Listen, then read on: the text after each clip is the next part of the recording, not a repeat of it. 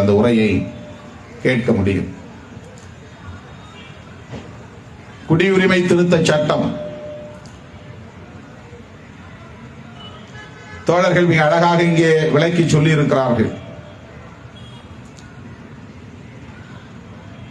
இந்தியாவில் மட்டுமல்ல, உலகத்தில் எல்லா நாடுகளிலும்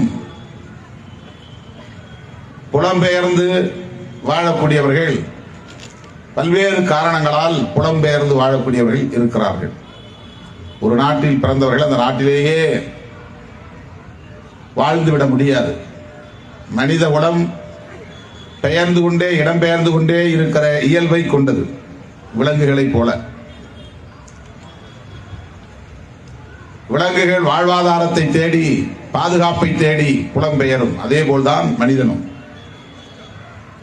வேலை வாய்ப்புக்காக புலம்பெயர்கிறான். அராபிய நாடுகளில் போய் வேலை செய்ய